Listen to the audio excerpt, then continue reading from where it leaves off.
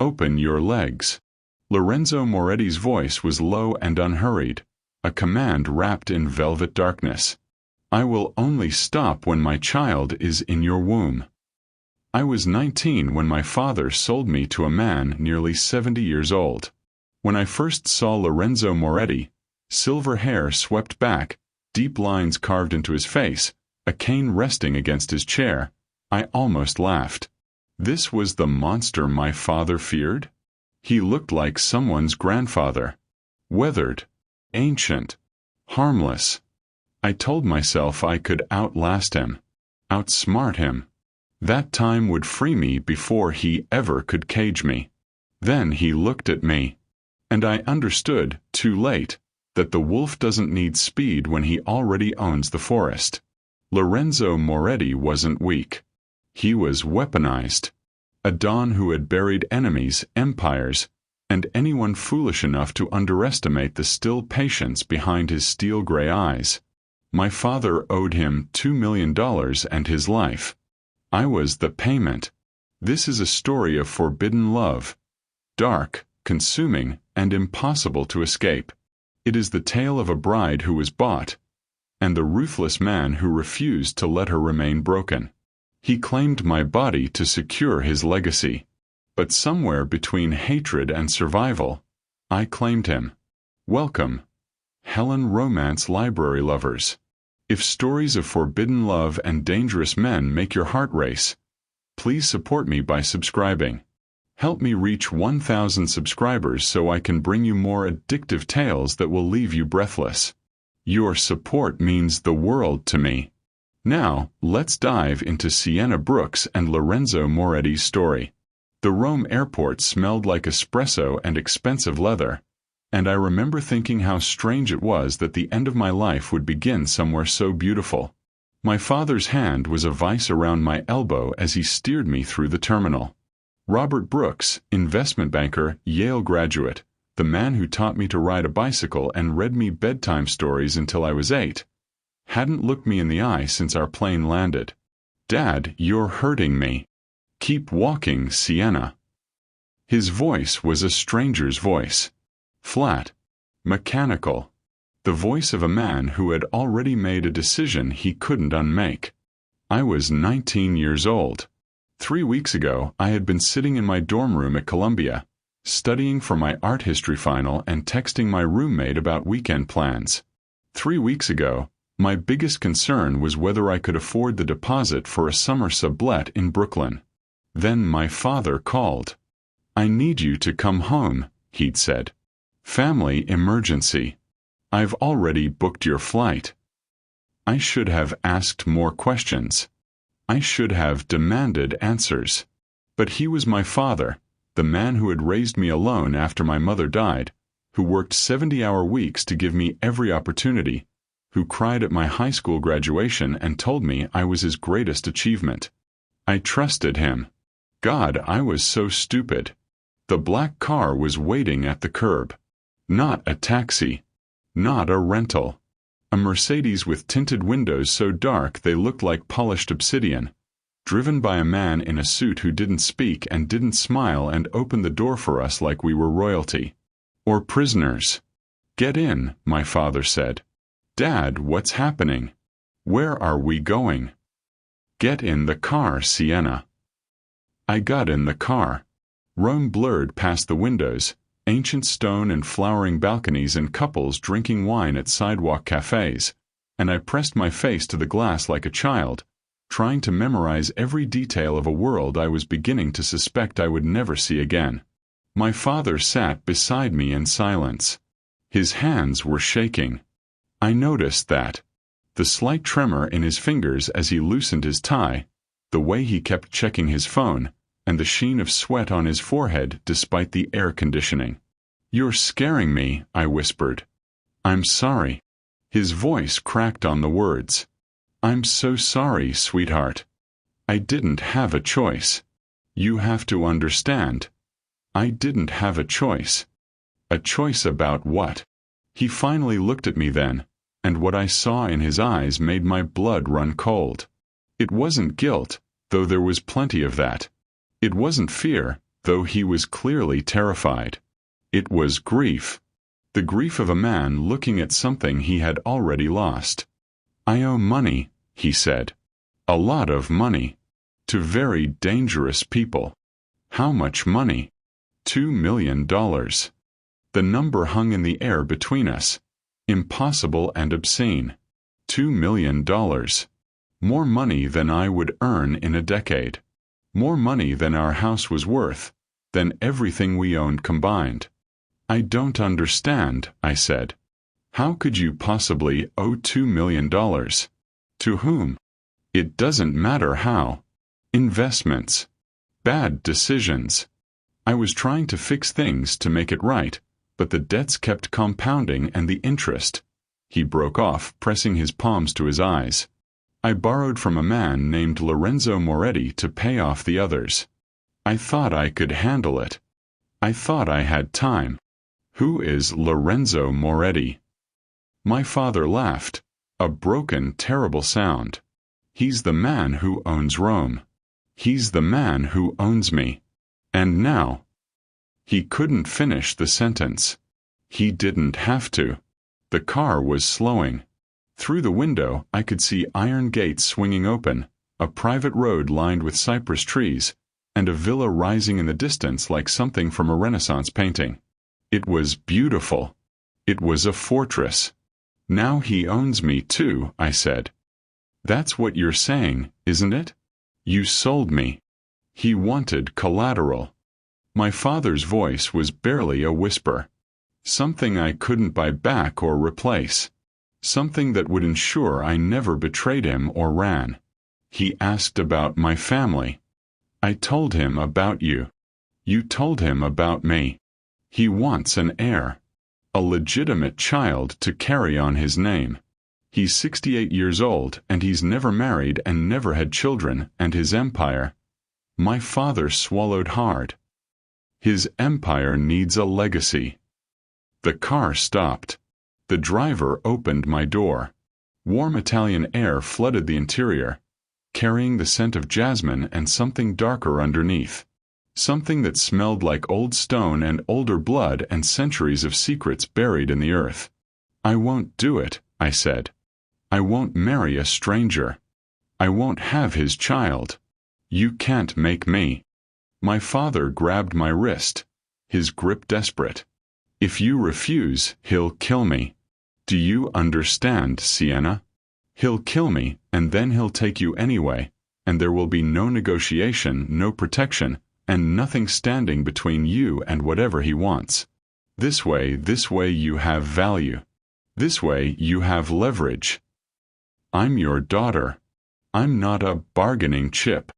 Everyone is a bargaining chip." His eyes were wet.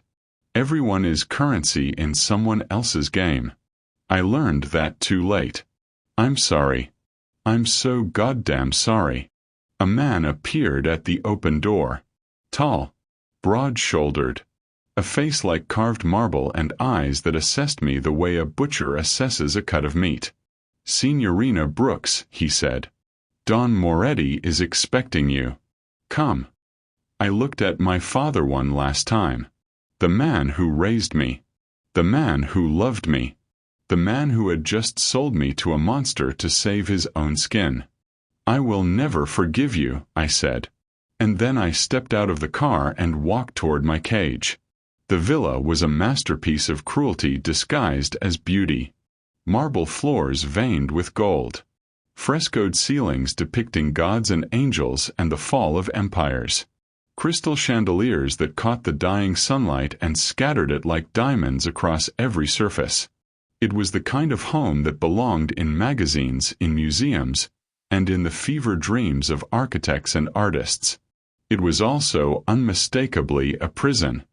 I counted the guards as I was led through the halls. 2 at the main entrance. 3 more patrolled the gardens I could see through the floor-to-ceiling windows. Another was stationed at the foot of a sweeping staircase, his hand resting casually on the gun at his hip.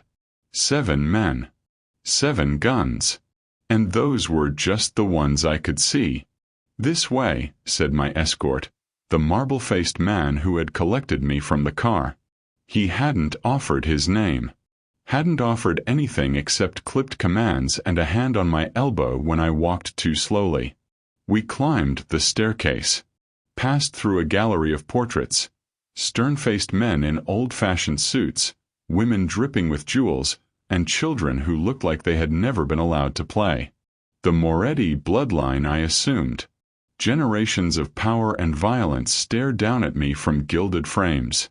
At the end of the hall, my escort stopped before a set of double doors. He knocked twice, paused, and then pushed them open. "Don Moretti," he announced. The girl. Not Sienna. Not Miss Brooks. Just the girl, like I was a package being delivered. I stepped into the room. It was a study, I realized. A beautiful, terrifying study lined with bookshelves and dominated by a massive desk of dark wood. The windows behind it looked out over the Roman hills, the city glittering in the distance like a scattered jewel box. And there, seated behind the desk like a king on his throne, was Lorenzo Moretti. My first thought was that my father had lied to me. This couldn't be a man of 68. This couldn't be the decrepit old monster I had been imagining during the drive, the withered tyrant I had been preparing to defy and outlast and eventually escape. Lorenzo Moretti was silver-haired, yes. The lines on his face spoke of decades, not years. But there was nothing weak about him. Nothing frail. He sat with the stillness of a predator at rest, his steel-gray eyes tracking my entrance with an intensity that made my skin prickle. He was handsome. Devastatingly, infuriatingly handsome in a way that seemed almost cruel, as if even time had been too afraid to touch him without permission. His jaw was sharp, his shoulders broad beneath a perfectly tailored charcoal suit, and his hands folded on the desk with the casual elegance of a man who had never needed to raise them in violence because others did that work for him. A cane rested against his chair. That was the only concession to age I could see. That single polished length of black wood, topped with a silver wolf's head. "Leave us," he said to my escort. His voice was low, unhurried. The voice of a man who had never had to repeat himself in his life. The doors closed behind me with a soft click that sounded like a lock engaging. We stared at each other across the length of the room. "Sit," Lorenzo said, gesturing to the chair before his desk. "I'll stand." Something flickered in his eyes. Amusement, maybe. Or curiosity. It was hard to tell with a face that gave away so little. "As you wish." He didn't rise. Didn't move at all, actually, except for a slight tilt of his head as he studied me. I felt stripped naked under that gaze, every secret and fear and defiance laid bare for his inspection. "You're smaller than I expected," he said finally. "And younger. I'm 19.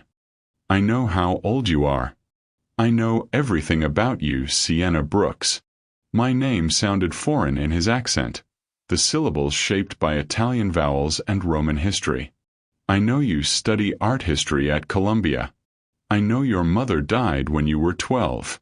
I know you had a boyfriend last year, a boy named Marcus who couldn't satisfy you in bed and couldn't challenge you in conversation."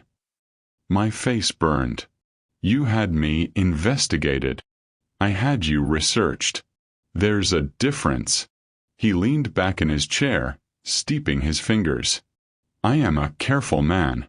When I make an acquisition, I prefer to know exactly what I am getting. I'm not an acquisition. I'm a person. You are a solution to a problem." His voice was utterly without emotion. "Your father owes me $2 million and has no means to repay it. In my world, that debt would normally be settled with his death. Slowly, painfully, as an example to others who might consider betraying my trust. Instead, I have offered him an alternative. You. What if I refuse? Then your father dies, and I find another way to secure my legacy." He shrugged, an elegant roll of his shoulders.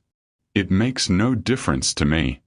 I have survived 68 years in an empire built on blood. I will survive your refusal. Then why bother with me at all? For the first time, something shifted in his expression.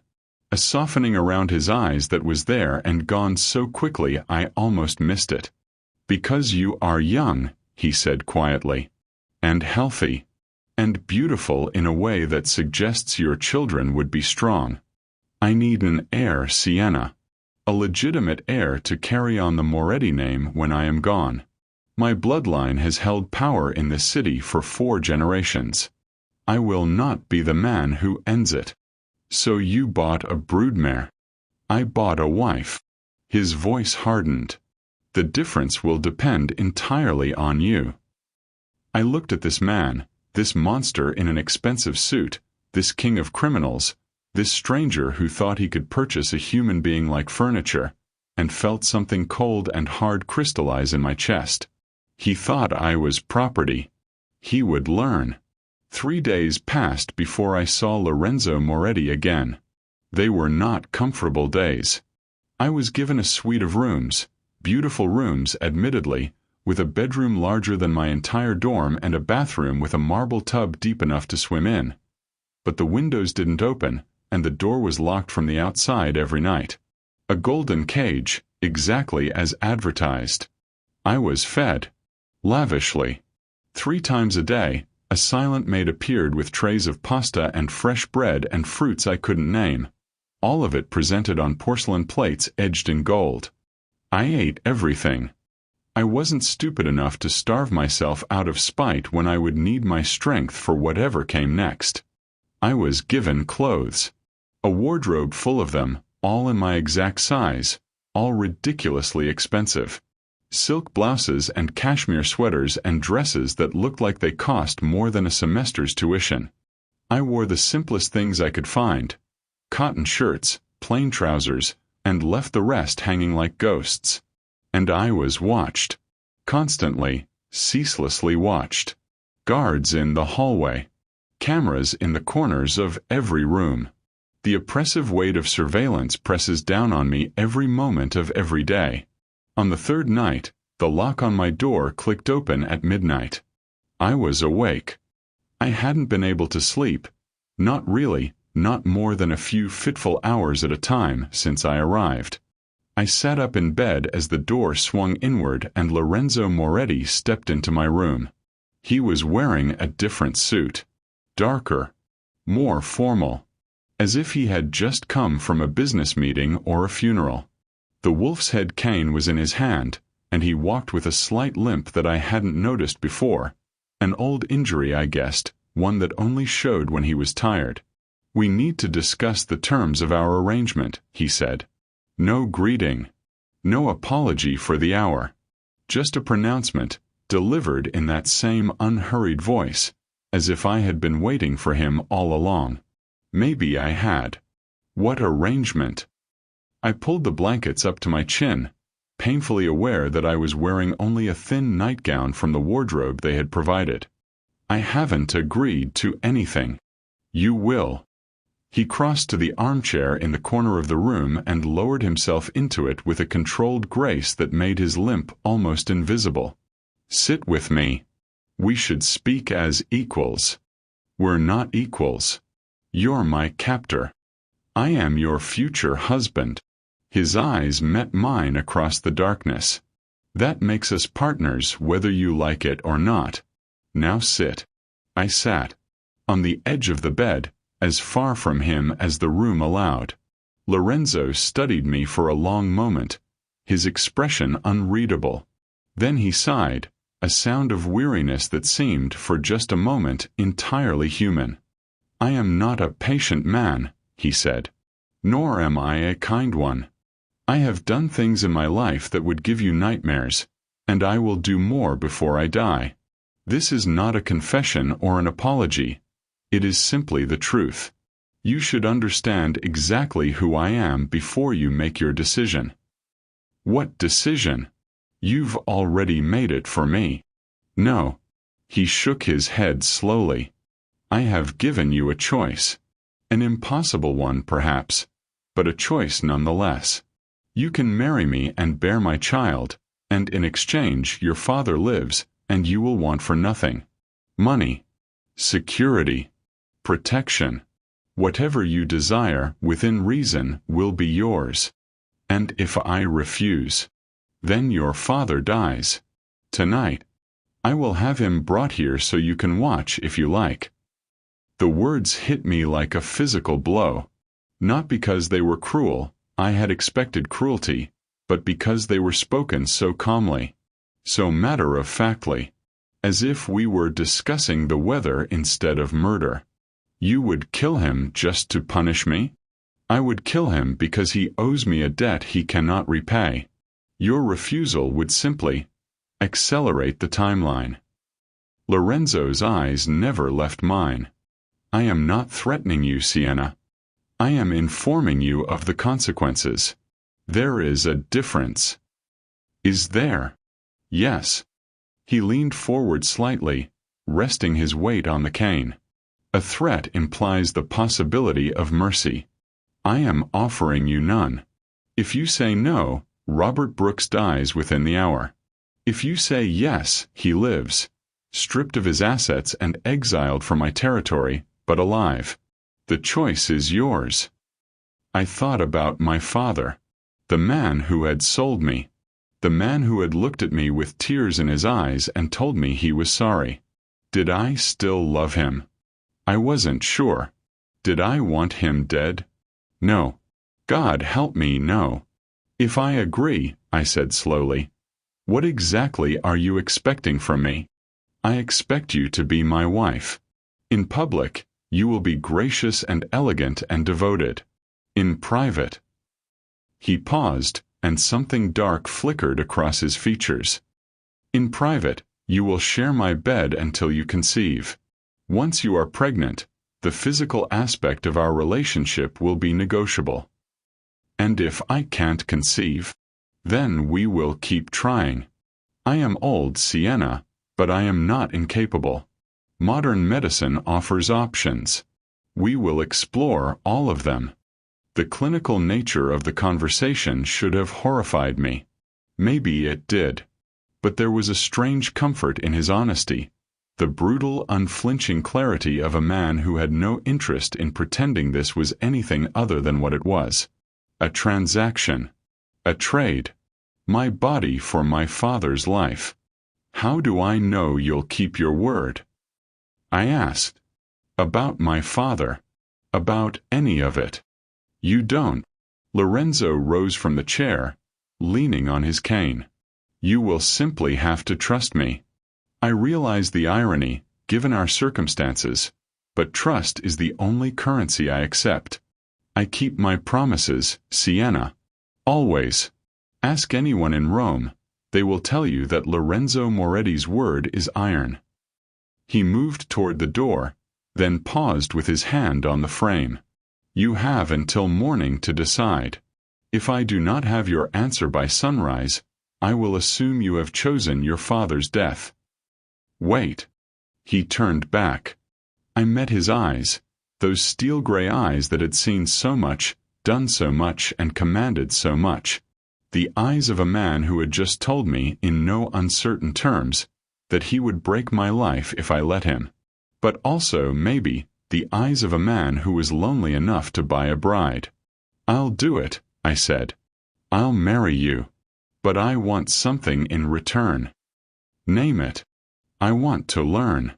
Italian, self-defense, whatever skills I need to survive in your world.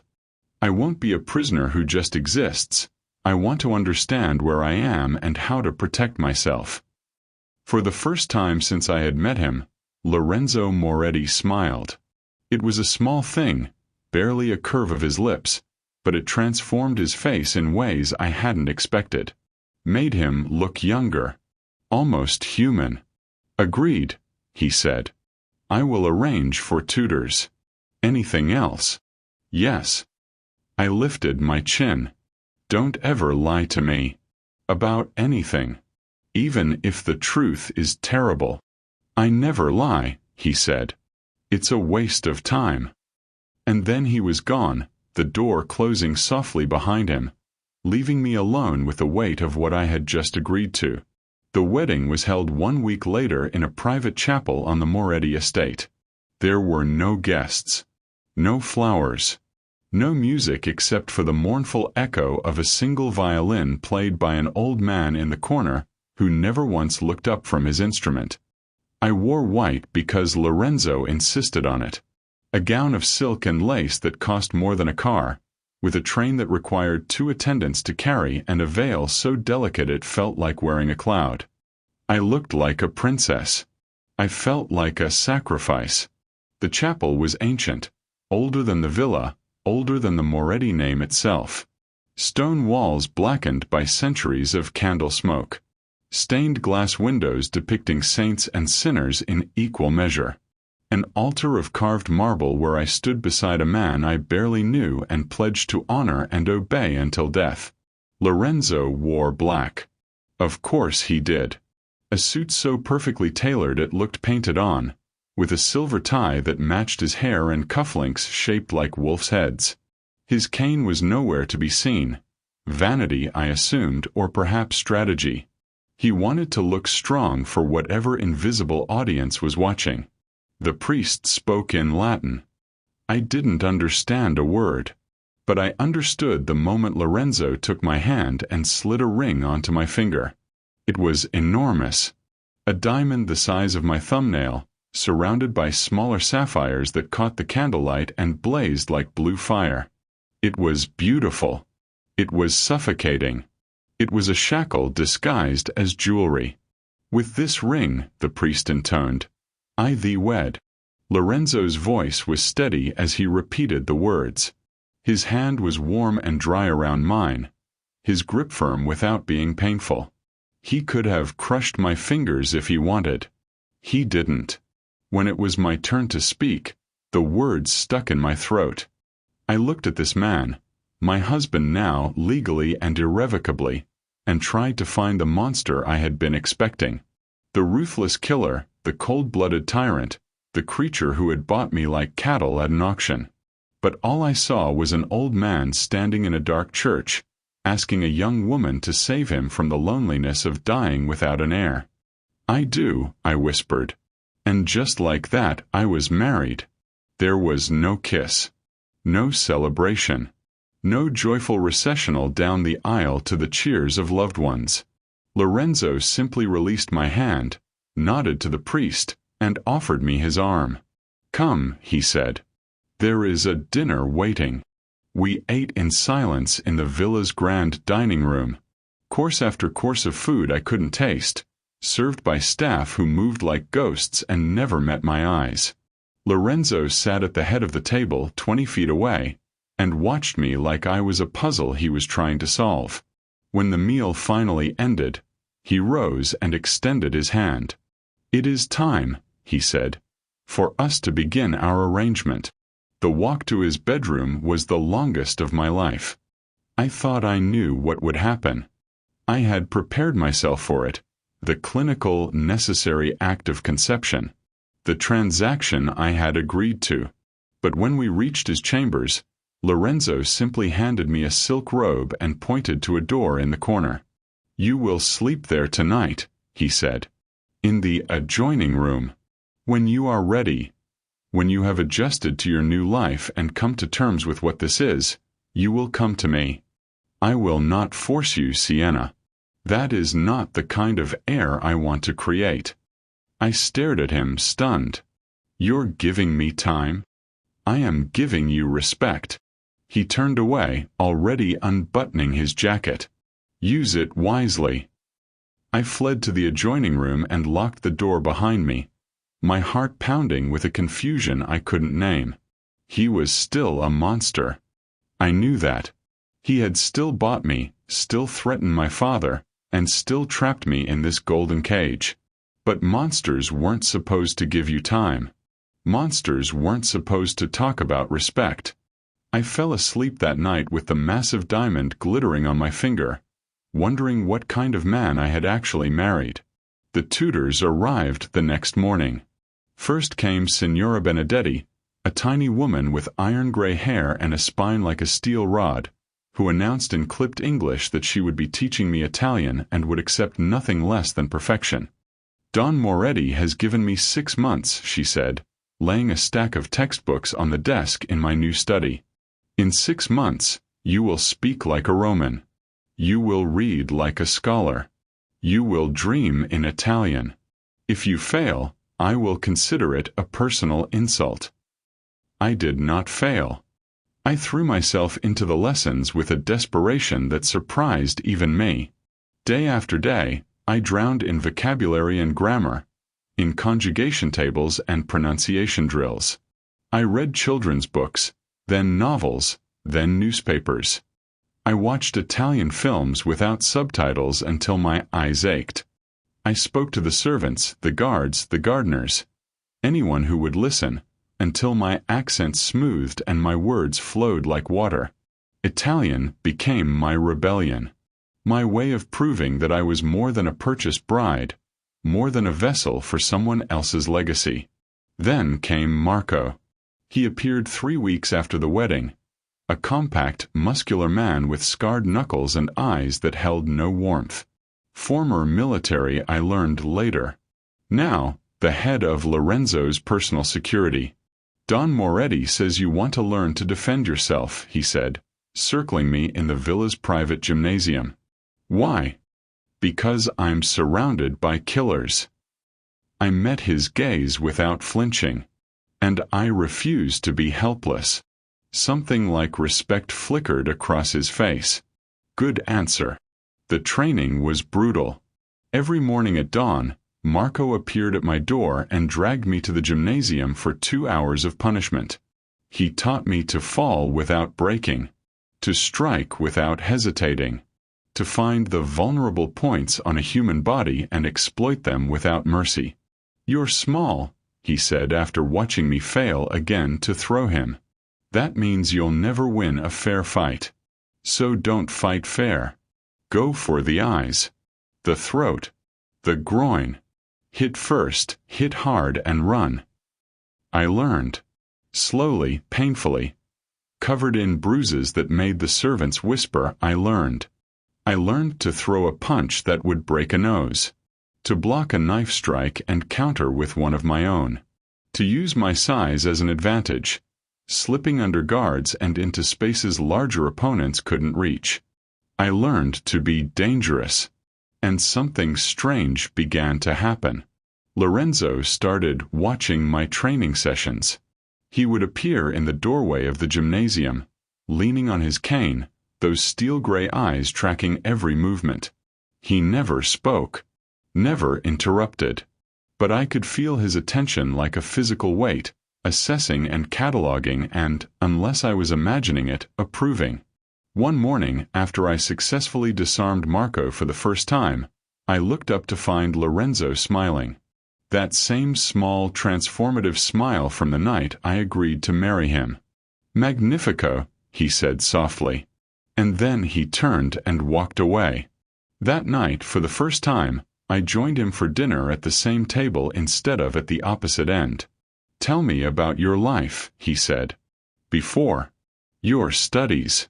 Your interests. The woman you were before you came to Rome." So I told him. About Colombia and art history. About my dreams of working in a museum, surrounded by beautiful things. About my mother, who died when I was 12 and left a hole in my life that nothing has ever filled. Lorenzo listened. Really listened in a way that no one had in a very long time. And when I finished, he told me about himself. His childhood in post-war Rome was hungry and desperate. His rise through the ranks of his family's organization. The choices he had made and the men he had destroyed and the empire he had built from blood and ambition.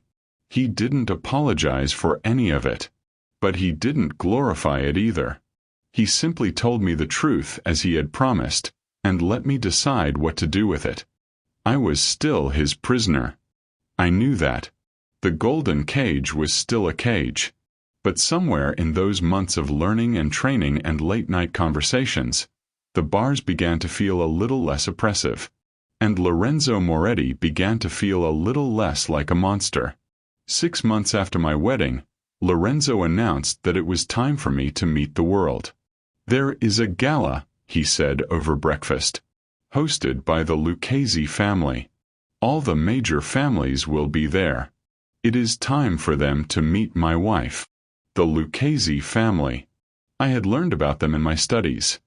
One of the 5 families that controlled Rome's underworld and Lorenzo's most bitter rivals. Their patriarch, Vincenzo Lucchese, had been feuding with the Morettis for 3 decades over territory and pride and wounds too old to remember. Why would they invite you to their gala? They didn't. Lorenzo's smile was cold. I invited myself. It is tradition, an opportunity to demonstrate strength and unity, to show them that the Moretti name is still to be feared. And you want me there? I want them to see what I have. His eyes met mine across the table. A wife who speaks their language. She carries herself with dignity, who is not afraid of their pathetic intimidation tactics. I spent a week preparing for that gala. The dress was crimson silk, fitted to my body like armor. The jewelry were Moretti family heirlooms, rubies and diamonds that had adorned the necks of Lorenzo's mother and grandmother. My hair was swept up, my makeup was flawless, and my Italian was polished to a shine. When I descended the staircase that night, Lorenzo was waiting at the bottom. He stared at me for a long moment without speaking. Then, slowly, he extended his hand. "You look," he said quietly, "like a queen." The gala was held in a palazzo overlooking the Tiber, its rooms dripping with crystal and candlelight. I walked in on Lorenzo's arm, my head high and my smile fixed, and watched every eye in the room turn to stare. They were expecting a child. A frightened American girl, bought and paid for, too young and too naive to understand the world she had entered. They were not expecting me. I worked the room like I had been born to it, greeting dignitaries in flawless Italian, discussing art with elderly matriarchs, laughing at the right moments, staying silent at the right moments, never once letting my mask slip. And then Vincenzo Lucchese found me. He was in his 70s like Lorenzo, but where my husband had aged into steel, Vincenzo had aged into something softer, crueler.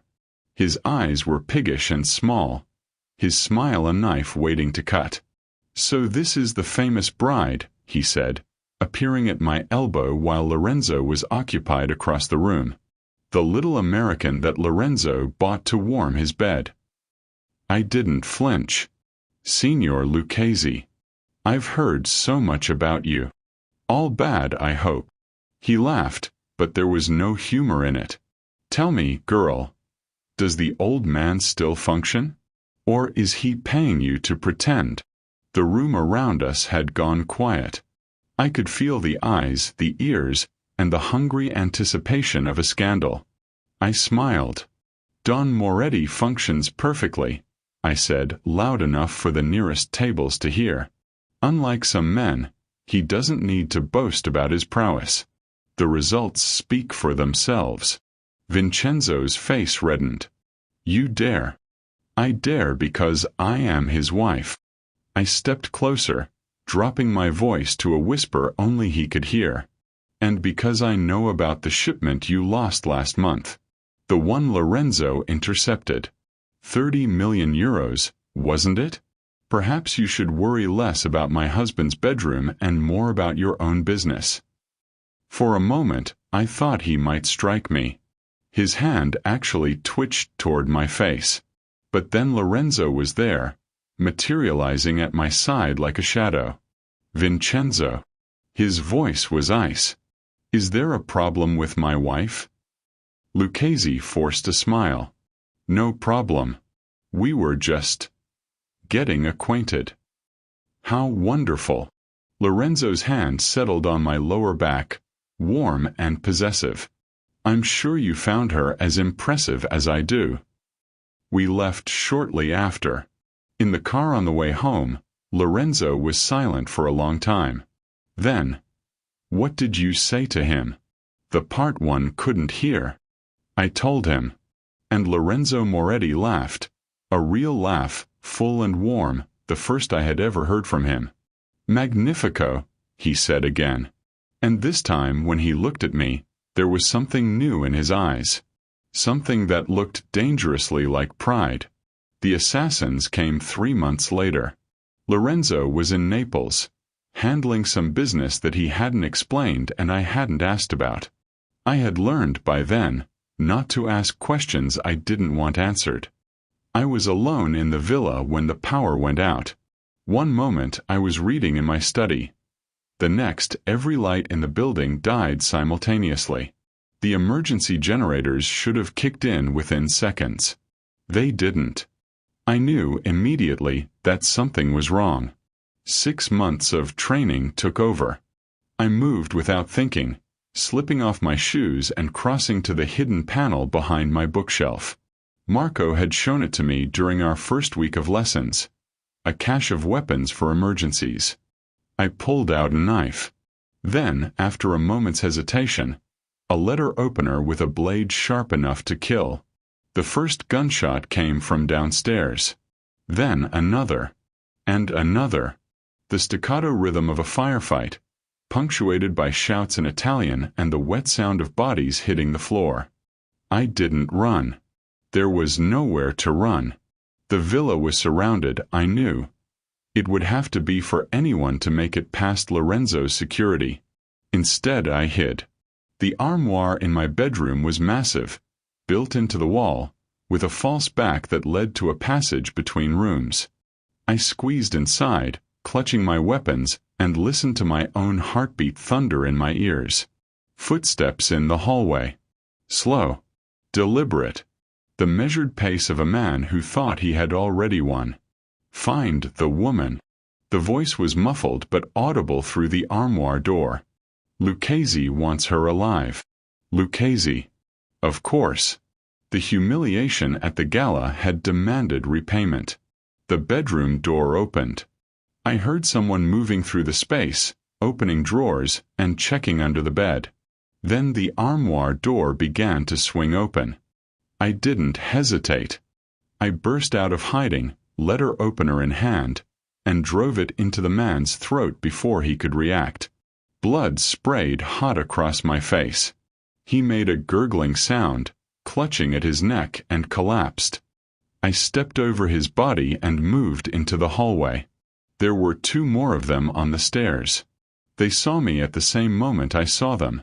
A young woman in a blood-soaked nightgown, holding a knife, standing over the corpse of their companion. One of them laughed. "The Don's little bride thinks she can fight." "Yes," I said. "I do." Marco had taught me that surprise was worth more than strength. These men expected a victim. They didn't expect a weapon. I threw the knife at the laughing one's face and charged the other before the blade even hit. He raised his gun, but I was already inside his guard, driving my elbow into his throat and my knee into his groin. He doubled over. I grabbed his head and slammed it into the banister. He went down. The other one was still alive, the knife embedded in his shoulder instead of his face. He was reaching for his gun when I picked up his fallen companion's weapon and shot him twice in the chest. The silence afterward was deafening. I stood at the top of the stairs, covered in blood, shaking so hard I could barely hold the gun, and listened to the distant sound of sirens approaching. Lorenzo found me there 40 minutes later.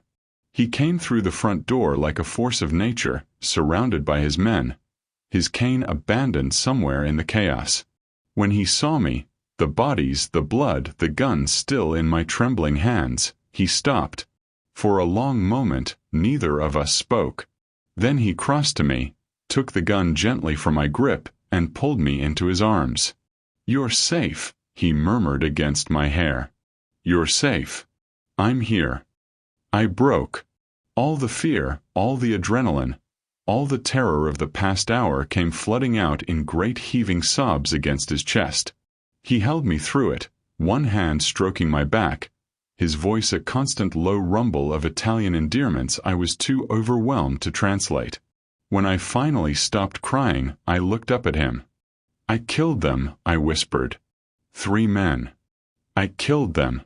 You survived." His voice was fierce. "You protected yourself when I wasn't there to protect you. That makes you magnificent, Sienna. That makes you worthy." Worthy of what? He kissed me. It was our first real kiss, not the perfunctory brush of lips at our wedding, but something deep and consuming and desperate.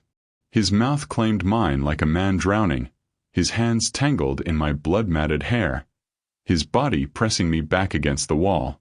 When we finally broke apart, both of us breathing hard, his eyes were blazing with something I had never seen before. Want, need, and underneath it all, something that looked terrifyingly like love. "Worthy of me," he said. "Worthy of this family. Worthy of everything I can give you." That night I went to his bed. Not because of our arrangement. Not because of obligation or duty or the air he needed. Because I wanted to. Because somewhere in the months of learning and fighting and becoming someone new, I had fallen in love with the man who had bought me. And when he whispered Magnifico against my skin, I finally believed it. I knew I was pregnant before the test confirmed it. There was a heaviness in my body, a fullness that hadn't been there before. My breasts ached. Coffee made me nauseous. And when I looked in the mirror each morning, something in my eyes had changed. I was carrying Lorenzo Moretti's child. I told him over breakfast, 3 weeks after the attack on the villa. I had been waiting for the right moment, but there was no right moment. Only moments stretching out before us like an uncertain road. "I'm pregnant," I said. Lorenzo set down his coffee cup. His hand was trembling slightly. The first time I had ever seen him anything less than completely controlled. "You're certain?" "The doctor confirmed it yesterday." I watched his face, looking for some sign of what he was feeling. "You'll have your heir." He didn't speak for a long moment. Then, slowly, he rose from his chair and crossed to where I sat. He knelt before me. This man, this Don, this king of criminals, this force of nature who had bent Rome to his will for 40 years, knelt at my feet and pressed his forehead to my stomach. "Thank you," he whispered. "Thank you." I touched his silver hair, something cracking open in my chest. "You don't have to thank me. This is what you paid for." "No." He looked up at me and his eyes were wet. "This is what I prayed for. A chance. A future. Something to leave behind that isn't just blood and empire." He kissed my stomach, then rose and pulled me into his arms. "I need to tell you something," he said against my hair. "Something I decided before I knew about the child." "What is it?" "I'm getting out." He pulled back to look at me, his hands framing my face. "The business. The empire. All of it. I've already begun the process. Transitioning operations, paying off old debts, making arrangements. By the time our child is born, Lorenzo Moretti will be nothing more than a wealthy retired businessman." I stared at him. "You're leaving the mafia?" "I'm leaving everything." His voice was fierce. "I have spent 68 years building a kingdom of violence. I will not raise my child in it. I will not watch you look over your shoulder for the rest of your life, wondering when the next Lucchese or the next rival will come for what's mine. But your legacy. You are my legacy." He kissed me softly. "You and our child. Everything else is just history." The months that followed were a transformation. I watched Lorenzo dismantle his empire piece by piece. Legitimate businesses were separated from criminal enterprises. Operations were sold or transferred. Old alliances were carefully severed, debts paid, and favors called in. It was dangerous work. Some men didn't want to let him go, rivals who saw weakness, allies who felt betrayed. But Lorenzo handled each threat with the same cold precision he had always used, the same iron will that had made him Don in the first place. By the time my belly had grown round and heavy, the Moretti crime syndicate existed in name only. And Lorenzo Moretti had become something I never expected, a husband who brought me breakfast in bed, who reads parenting books in Italian and English, who placed his hands on my stomach every night and spoke to the child within, promising a life of peace and love and everything he had never had. "I don't deserve you," he told me once, late in my 3rd trimester. "I bought you like property. I threatened your father. I treated you like an acquisition." "You did," I agreed. "But you also gave me choices. You let me become strong. You never lied to me. That doesn't excuse." "No." I pressed my fingers to his lips. "It doesn't. But I'm not the woman who walked into this villa anymore. You didn't just buy a bride, Lorenzo. You built a partner. And I choose to be here. I choose you." He kissed my fingers, his eyes bright with unshed tears. "Ti amo," he whispered. "I love you, Sienna Moretti. More than I ever knew I could love anything." "I love you too," I said. And I meant it. 5 years later, I stood on a balcony overlooking the Amalfi Coast, watching my daughter chase butterflies through a garden of lemon trees. Her name was Isabella. She had Lorenzo's silver-gray eyes and my stubborn chin, and she laughed with the pure, uncomplicated joy of a child who had never known fear. Behind me, the door opened. "She'll fall if she keeps running like that," Lorenzo said, joining me at the railing. His cane was in his hand. He needed it more now than he had 5 years ago, but his eyes were sharp as ever, warm with love as he watched our daughter play. "She's fearless," I said. "Like her father. Like her mother." He slipped his arm around my waist. "I was never fearless. I was just too stubborn to die." I leaned into him, savoring the familiar weight of his body against mine.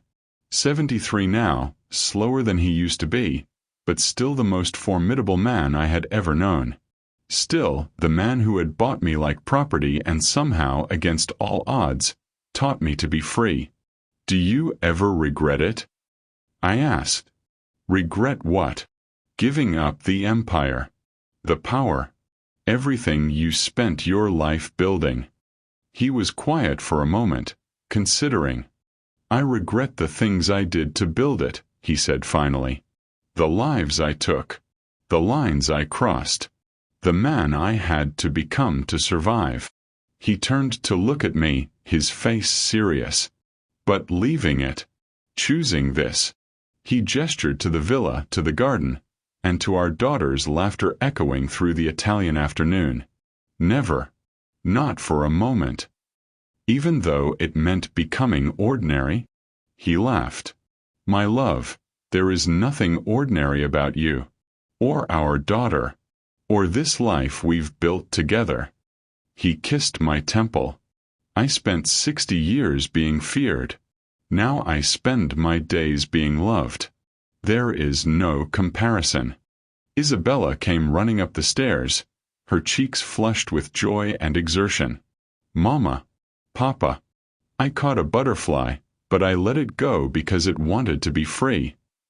Lorenzo knelt, slowly, carefully, with a wince he tried to hide, and opened his arms. "That was kind," he said as she flew into his embrace. "Even butterflies deserve their freedom." "Even people?" she asked. "Especially people, piccola." I watched them together, my husband and my daughter, and felt something warm bloom in my chest. Pride, maybe, or gratitude, or simply the quiet recognition that life had given me something I never expected. Not the marriage I was sold into. Not the transaction that began with threats and ended with surrender. Something else. Something that had grown from the ashes of an impossible choice. Love. Real love, hard-won and battle-tested. That evening, after Isabella was asleep and the villa had settled into its nighttime quiet, Lorenzo led me to a small chapel on the edge of our property. "What are we doing?" I asked. "I wanted to give you something." He handed me a small velvet box. "Open it." Inside was a ring. Simple. Elegant. A single diamond on a platinum band. Nothing like the enormous shackle that still lived in a drawer somewhere, unworn since the day I earned the right to take it off. "I don't understand," I said. "This is a proposal." Lorenzo's voice was steady, but I could see the vulnerability in his eyes. A real one. Not a transaction. Not a negotiation. Just a man asking a woman he loves to choose him. Tears pricked at my eyes. "I already chose you. 5 years ago. You chose survival. You chose to make the best of an impossible situation." He took my hand, his thumb tracing the space on my ring finger. "But now you're free. Really free. You could leave tomorrow, and I wouldn't stop you." "I couldn't stop you." "I know. So I'm asking." He met my eyes, and I saw the boy he had been before the violence and the empire and the years of iron control. "Marry me, Sienna. Not because you have to. Not because of deals or debts or threats. Marry me because you want to." I looked at this man, this former monster who had learned to love, this retired king who had given up everything for a family, this 73-year-old with silver hair and steel-gray eyes and a heart that had finally learned to open. And I said yes. The ceremony was small. Just us and Isabella and a priest who asked no questions. I wore a simple white dress, and Lorenzo wore the same dark suit he always wore, and when we exchanged vows, we both cried. But they were good tears. Healing tears. The tears of two people who had started as captor and prisoner and ended as equals. That night, lying in his arms with the Amalfi stars scattered across the sky outside our window, I finally understood what I had become. Not a bargaining chip. Not a purchased bride. Not a woman who made the best of terrible circumstances. I was Sienna Moretti. Wife. Mother. Partner. A woman who had walked into a golden cage and emerged holding the key. And I was finally, completely, irrevocably free.